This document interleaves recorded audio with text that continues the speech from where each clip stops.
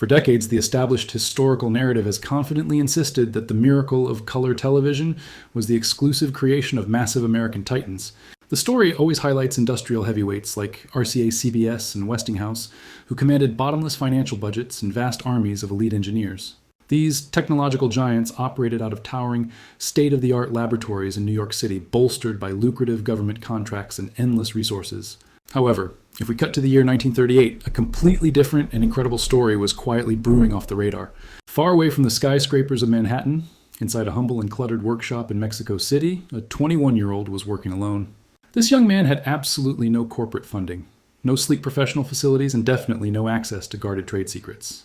Despite these overwhelming odds, he was on the very verge of cracking a complex technological code that the world's most powerful companies could not solve. His name was Guillermo González Camarena, and he was about to permanently change the trajectory of global telecommunications history forever. What this young inventor managed to pull off that year did not just shift technology, it completely redefined what was considered impossible.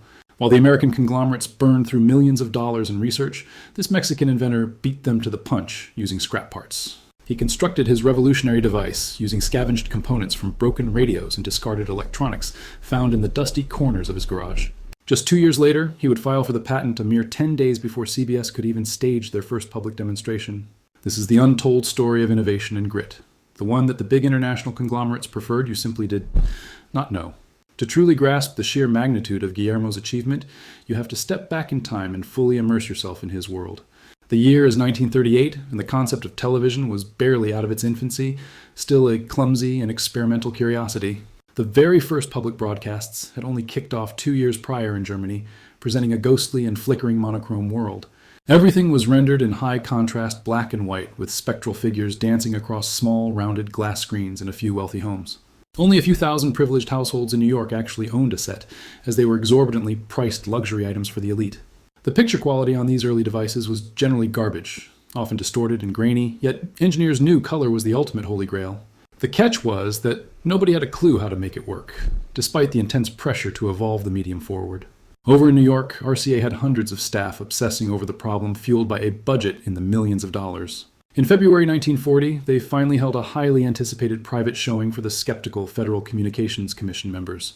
The demonstration was an absolute train wreck, failing to impress the regulators and highlighting the immaturity of their current technology. David Sarnoff, the formidable and ruthless head of RCA, scrapped the planned public launch immediately after the embarrassing failure.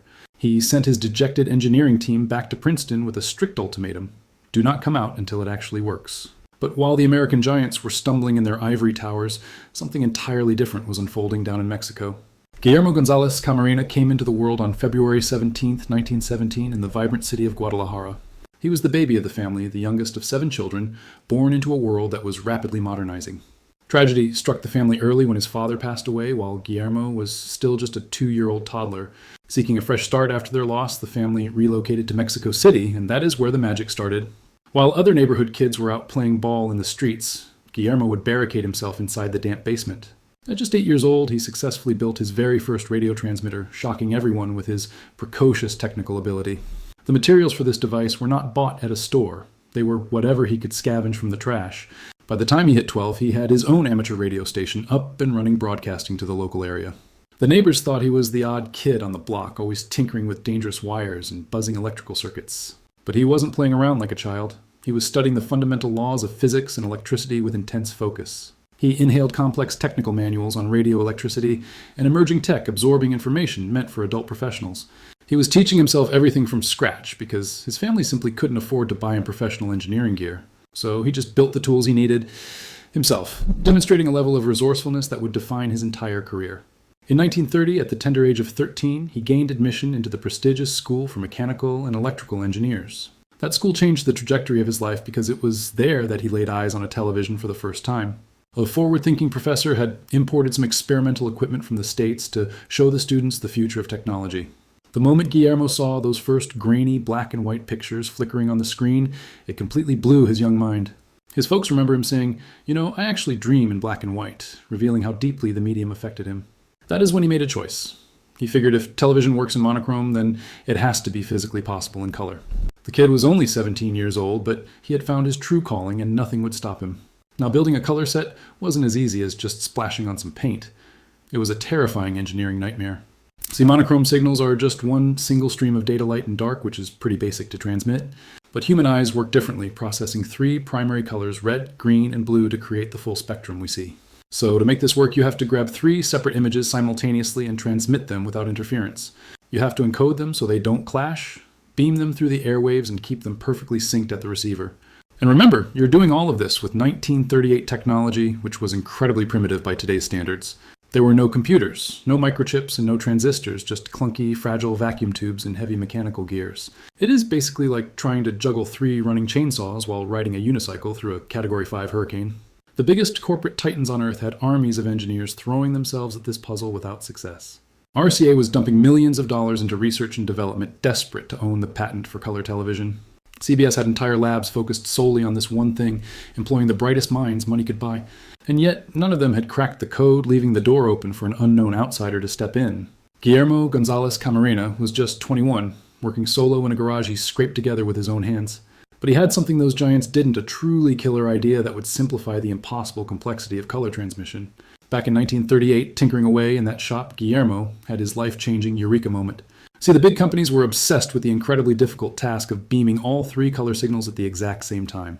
That approach required insanely complicated circuitry and pricey gear that was prone to constant failure.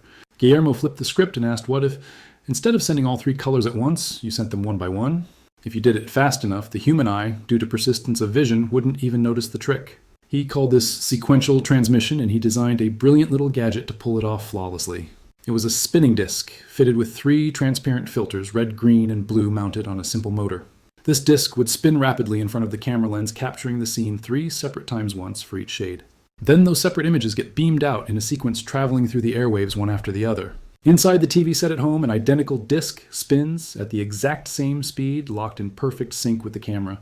As those three images hit the screen and flash through the filters, your brain blends them together instantly. It creates one crisp, full-color picture using a method that was simple, elegant, and incredibly cheap to manufacture.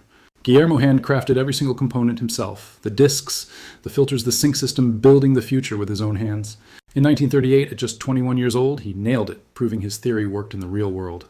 He ran the first test at his place on Havre 74 in the Juarez neighborhood of Mexico City. His brother Jorge, a famous painter and muralist, was likely the very first human being to ever watch color TV.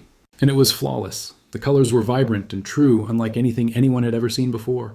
Guillermo had beaten RCA to the punch. He had beaten CBS, and he had outsmarted every major corporation. But then came the real headache, protecting his work from the sharks who would want to steal it. On August 19, 1940, Guillermo marched down to the Mexican Patent Office, blueprints tucked tightly under his arm. He was sweating bullets, knowing that what he was about to file could change the course of technological history forever. He handed over application number 40,235 for a Trichromatic Sequential Field System fancy talk for his magic disc. 10 days later, on August 29th, back in 1940, New York witnessed CBS pulling off their very first public demo. A Hungarian engineer named Peter Karl Goldmark unveiled a setup running on the same basic idea, a spinning mechanical disc. Goldmark had the bottomless pockets of a major corporation backing him with staff and resources Guillermo could only dream of. Guillermo, however, was working solo down in Mexico, and he had actually beaten them to the punch by a significant margin. On September 15, 1942, he secured U.S. patent number 2296019. Just a 23-year-old kid, he had locked down a color TV patent on American soil before the giants could blink. It was a total victory, yet Guillermo had zero clue that his real fight was only just starting. Guillermo González Camarena had outsmarted the giants holding the rights, the working tech, and the official stamp of approval. Everything looked flawless, but he missed a blind spot. A hurdle having nothing to do with circuits that would flip the script. By 1946, he was running public shows in Mexico, dazzling audiences with the miracle of color television. Come 1951, he was broadcasting live color surgeries at Hospital Juarez to teach medical students remotely. He launched Channel 5 in 1952, a station that would become a staple of Mexican culture. Then, in 1963, he aired Mexico's very first commercial color broadcast, cementing his status as a national hero. His gear wasn't just functional, it was the real deal, robust enough for serious scientific and commercial application. Decades later, in 1979, even NASA utilized a similar sequential system on the Voyager missions to snap photos of Jupiter. Because his sequential method nailed color accuracy, it was perfect for scientific purposes, where precision mattered more than convenience. Guillermo was on a roll, but while he was making waves in Mexico, a brutal war was raging in the U.S. A fierce battle for market dominance was unfolding between RCA and CBS, and that is where the trouble started. See, in the tech game, the best inventor doesn't always take the gold. The one with the deepest pockets usually wins. In 1950, the Federal Communications Commission gave a temporary green light to the CBS system for U.S. broadcasting. It used the same sequential concept Guillermo and Goldmark had perfected, utilizing the spinning disk technology. It looked like the mechanical disk technology had triumphed, but the CBS setup had a fatal, catastrophic flaw.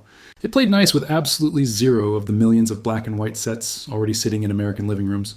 Consumers would have to scrap their expensive old TVs and buy brand new ones to see any picture at all. RCA, on the flip side, cooked up a completely different beast known as the NTSC system.